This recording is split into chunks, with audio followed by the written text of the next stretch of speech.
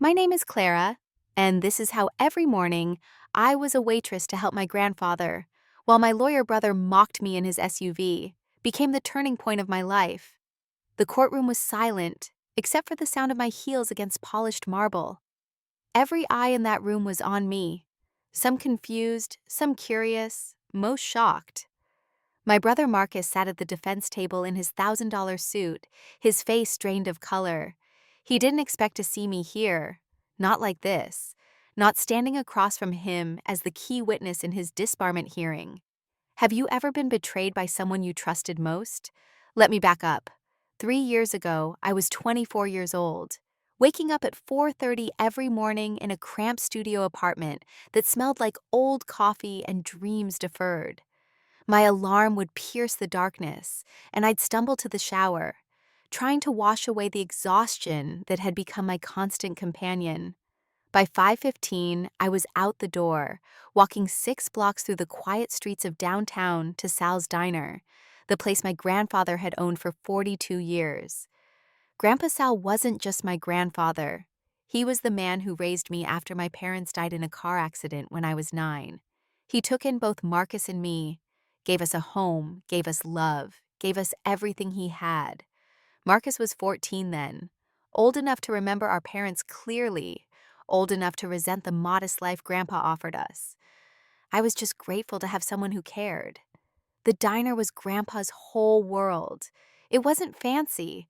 Red vinyl booths patched with duct tape, a counter with chipped formica, a jukebox that only played songs from the 70s. But it was honest. Every morning, retired factory workers would shuffle in for coffee and eggs. Single mothers would grab breakfast before their double shifts. Students would study over endless cups of coffee that Grandpa would never rush them to finish.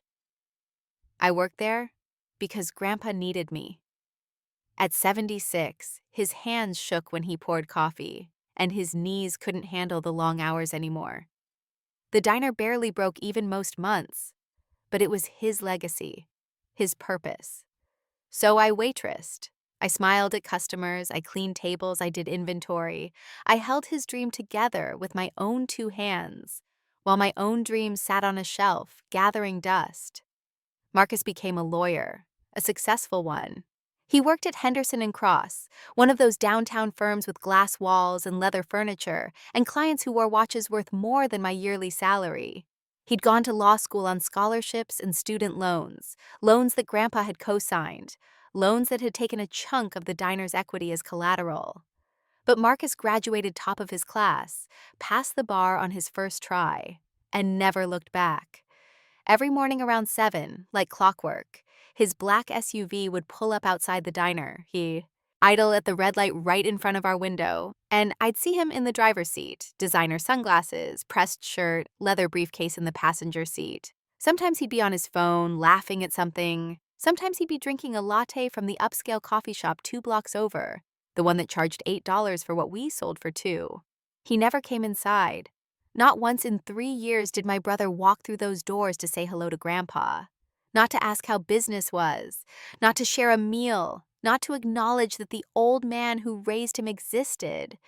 But every morning, he'd drive past, and I'd watch him through that window, and something inside me would crack a little more. Grandpa never said anything about it. He'd just wipe down the counter and hum old Italian songs and pretend his heart wasn't breaking. The betrayal started small, the way most betrayals do. It was a Tuesday afternoon, slow enough that I'd sent our part-time cook home early. I was refilling salt shakers when Grandpa came out of the back office, his face pale, a letter trembling in his hands. "Clara," he said, and his voice broke on my name. The letter was from Henderson and Cross, legal letterhead, official language. It stated that my grandfather was in default on a business loan, a loan I'd never heard of, and that the firm representing the creditor was initiating foreclosure proceedings on the diner's property. "I don't understand," Grandpa kept saying. "I don't understand." I read it 3 times, my hands shaking. The loan was for $75,000, taken out 18 months ago.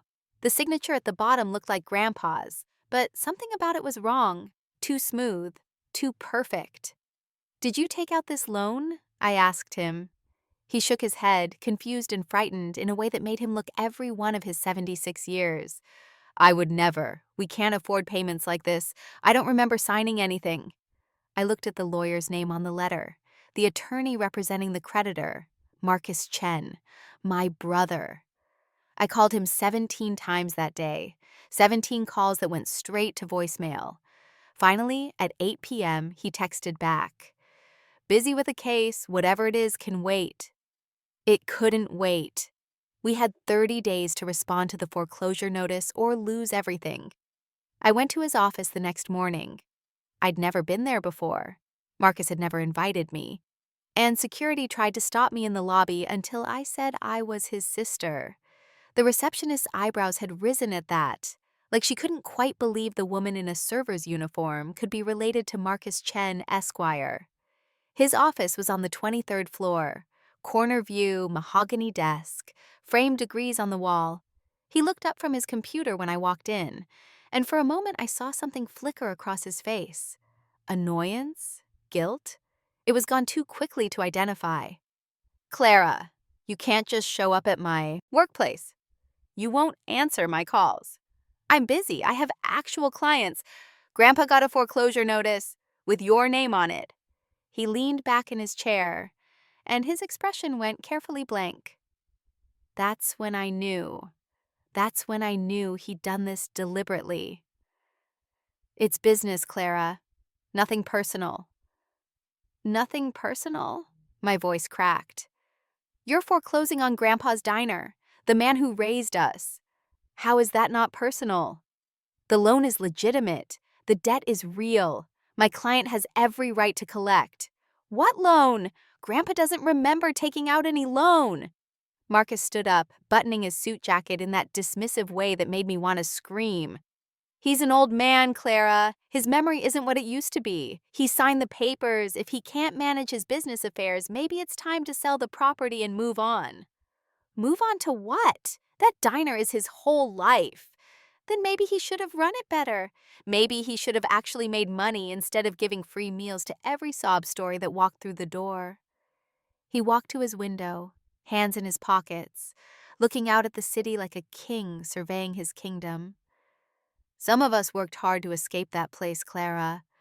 Not all of us were content to waste our lives serving coffee.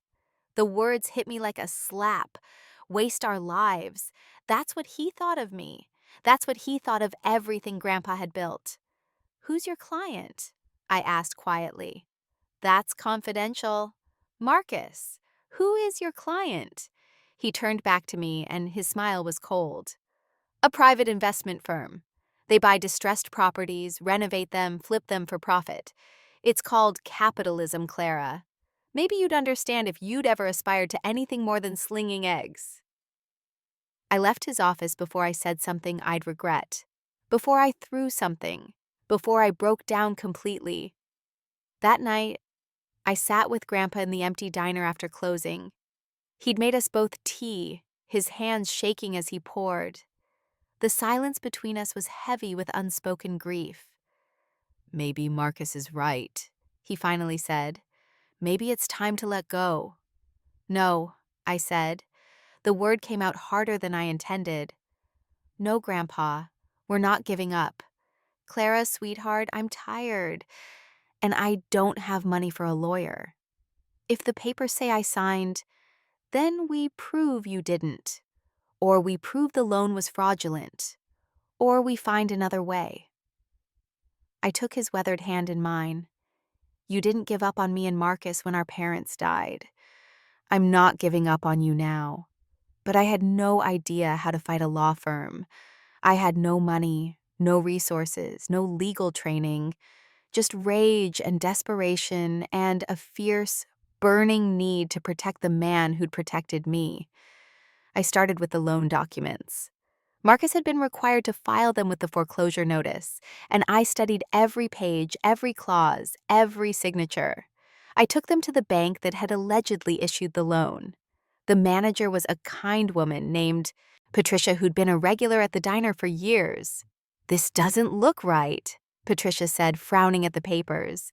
We would never issue a commercial loan without collateral documentation, business financials, a formal appraisal. And our loan officers always meet with clients in person for amounts this large. Is there a record of Grandpa coming in?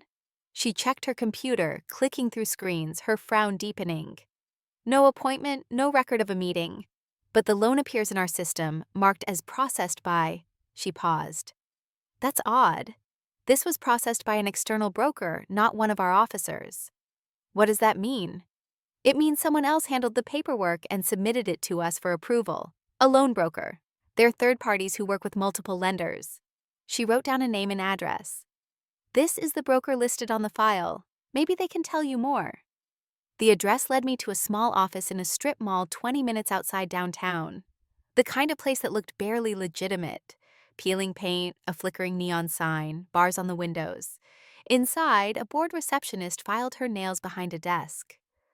I'm looking for information about a loan, I said, showing her the documents. She barely glanced at them. Boss isn't in. When will he be back? Don't know, try next week. I went back 5 times over the next 10 days. The boss was never there. The receptionist's story kept changing. Finally, on my 6th visit, I just walked past her desk and into the back office. Hey, you can't. The office was empty. Completely empty. No furniture, no files, no equipment. Just dust and abandoned phone lines and the ghost of a scam. They'd disappeared. I stood in that empty room, my heart sinking. The broker who'd processed Grandpa's loan had vanished without a trace, taking any evidence of fraud with them. But I'm my grandfather's granddaughter. I'm stubborn. And I was starting to get angry in a way that made me clear-headed instead of emotional. If Marcus thought I'd just give up, he didn't know me at all. I started digging into the investment firm Marcus represented, Apex Holdings LLC. Public records showed it had been incorporated just 2 years ago. The registered agent was a corporate services company, the kind that exists to hide real ownership. The business address was a virtual office. No website, no public-facing presence. Just a ghost company that bought properties and flipped them. But every company has to file paperwork, tax records, business licenses, transfer documents. I spent my nights after the diner closed in the public library, searching through county records, cross-referencing property transfers, building a timeline. Apex Holdings had bought 6 properties in the past 18 months. All of them had the same pattern. Small business owners, sudden loans they didn't remember taking, quick foreclosures, properties sold at a significant profit. And Marcus had represented Apex in every single case. I found one of the other victims, a woman named Teresa who'd lost her dry cleaning business. She was in her 60s, living in a 1-bedroom apartment now, still trying to understand what had happened to her. I never took out a loan, she told me over coffee at a chain restaurant where she now worked as a cashier. But they had papers with my signature. My lawyer said it would cost more to fight than the business was worth. She wiped her eyes. I gave up. I couldn't afford to fight. Who was your lawyer? Some public defender? He tried, but… She shrugged helplessly. Your brother's firm had more resources, better experts. They made me look like a confused old woman who couldn't manage her own affairs. I found 2 other victims. Same story, same pattern. Elderly business owners, mysterious loans. Marcus's firm, Apex Holdings. Someone was forging loan documents and using my brother to legitimize the theft. The question was, did Marcus know? I wanted to believe he didn't. I wanted to believe my brother was just an ambitious lawyer who'd gotten caught up in something without realizing it. But I remembered his cold smile in his office. The way he'd called Grandpa's life's work worthless. The way he'd driven past the diner every morning without stopping. He knew. I took everything I'd found to a lawyer. Not a big firm, just a solo practitioner named David Reyes, who worked out of a small office above a bodega. He was young, idealistic, the kind of lawyer who'd gone to law school because he actually wanted to help people. He listened to my whole story, reviewed my documents, and leaned back in his chair with a low whistle. This is fraud, possibly conspiracy. If you can prove the signatures were forged and your brother knew about it. He paused. This could destroy his career. Good, I said, and meant it. Clara, this is your brother. My brother chose to do this. He chose to hurt Grandpa. He chose to represent criminals instead of protect his own family. I met David's eyes. I want justice. Not just for Grandpa, for Teresa and all the others. Can you help me? He was quiet for a long moment. Then he nodded. Yeah, I can help you. We filed a motion to halt the foreclosure, alleging fraud and forgery. We submitted affidavits from Grandpa, from Patricia at the bank, from the other victims. We requested a handwriting analysis of the loan signatures. We demanded full disclosure of Apex Holdings' ownership structure. Marcus's firm fought back hard. They filed motion after motion, trying to delay, trying to bury us in paperwork, trying to make it too expensive for us to continue. They painted Grandpa as a forgetful old man. They suggested I was a bitter, jealous sister. They made David look like an inexperienced lawyer chasing conspiracy theories. The preliminary hearings were brutal. Marcus sat at the opposing table in his perfect suits with his team of associates, and he wouldn't look at me. Not once.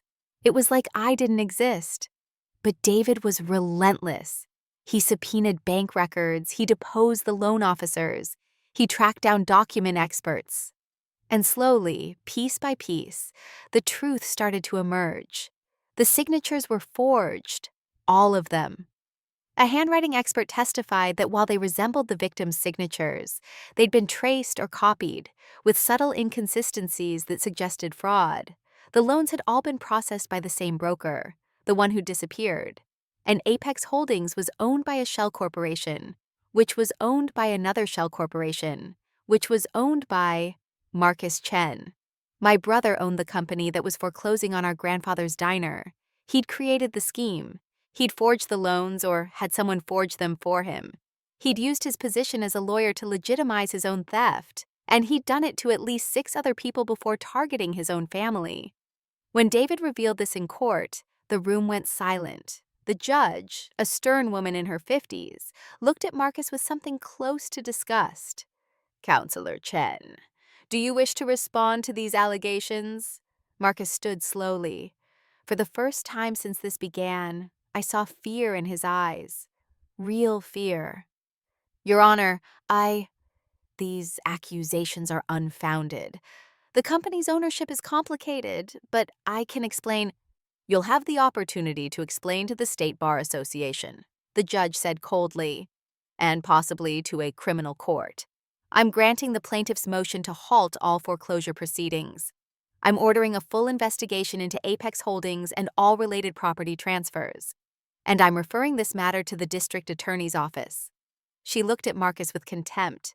Some people become lawyers to help others. Some become lawyers to help themselves. You've chosen the latter, and you've dishonored your profession in the process. This hearing is adjourned. That was 6 months ago. Now I'm standing in a different courtroom, watching my brother's disbarment hearing. The evidence is overwhelming. The State Bar found that Marcus had violated nearly every ethical rule in their book: fraud, conflict of interest, theft, forgery. The district attorney filed criminal charges: 3 counts of wire fraud, 2 counts of forgery, conspiracy to commit theft. He took a plea deal: 5 years in prison, full restitution to all victims, and permanent disbarment from practicing law. When they ask me to testify, I tell the truth. All of it. The morning drive-bys, the cold confrontation in his office, the way he called Grandpa's life a waste, the way he systematically destroyed people to make money. Marcus finally looks at me then, really looks at me, and I see something in his eyes that might be regret or might just be self-pity. When I finish testifying, I don't wait for the final verdict. I already know what it is. I walk out of that courthouse into the bright afternoon sun, and I feel lighter than I have in years. The diner is doing better now. With the foreclosure halted and the fraud exposed, a local news station ran a story about Grandpa, the immigrant who'd built a neighborhood institution, the man who'd fed his community for 40 years, the elder who'd been targeted by his own grandson. The community rallied. Business tripled. People came from across the city to eat at Sal's diner, to shake Grandpa's hand, to tell him his food and his kindness had mattered. We hired more staff, fixed the booths, updated the kitchen, kept the jukebox. Grandpa cried when he saw the line of customers wrapping around the block on our first Saturday after the news story aired. Good tears, the kind that wash away years of quiet suffering. "You saved this place," he told me, holding my face in his shaking hands. "You saved me." "You saved me first," I said. The other victims got their businesses back or received settlements that let them start over. Teresa reopened her dry cleaning shop. The others rebuilt. Justice was slow, but it came. I'm not waitressing anymore. David Reyes offered me a job as a paralegal at his firm. He said I have an instinct for justice and an eye for detail. He's teaching me about the law, encouraging me to think about law school someday. Maybe I will, maybe I won't. But I'm not wasting my life. I never was. I still visit Grandpa every morning before work. We have coffee together at the counter while the early shift gets the diner ready. He tells me stories about my parents, about the old neighborhood, about dreams that are worth fighting for. He never mentions Marcus. Neither do I. Sometimes I wonder if my brother understands what he lost. Not his career or his freedom. Those were consequences he earned. But his family, his grandfather's love, his sister's respect, the chance to be someone good instead of someone successful. You can't measure those things in profit margins or property values, but they're worth everything. I saw him once, 3 weeks ago, being transferred from the courthouse to the county jail in shackles and an orange jumpsuit. Our eyes met through the window of the transport van for just a second. He looked small, broken, nothing like the man in the expensive suit who'd sneered at Grandpa's diner. I didn't feel satisfaction. I didn't feel vindication. I just felt sad that he'd chosen this path, that he'd valued ambition over integrity, that he'd traded his soul for success. But mostly I felt free. Free from the anger that had burned in my chest for so long. Free from the need to prove my worth to someone who'd never valued it. Free to live my own life, make my own choices, define my own version of success. On Tuesday mornings now, I drive past the gleaming office building where Marcus used to work. The firm removed his name from the lobby directory, erased him like he never existed. Someone else has his corner office, his mahogany desk, his view of the city. I don't stop. I just keep driving to David's office, where the furniture is secondhand and the coffee is terrible, but the work means something. Where I help people fight for their rights, protect their homes, stand up to bullies. Where I'm building something real. The diner's jukebox still only plays songs from the 70s. The coffee still costs $2. Grandpa still hums Italian songs while he wipes down the counter. And every morning, regular customers shuffle in. Not because the food is fancy or the decor is trendy, but because there's something valuable here that can't be quantified. Community, dignity, love. Marcus thought those things were worthless. He was wrong. If you remember anything from my story, remember this. Success without integrity is just a beautiful lie waiting to collapse. Ambition without compassion is just cruelty dressed up in expensive clothes. And the people you hurt on your way to the top will be the same people who watch you fall. Some with satisfaction, but some like me, with the quiet sadness of witnessing a waste of potential. Choose better. Be better. The view from the moral high ground is worth more than any corner office ever could be.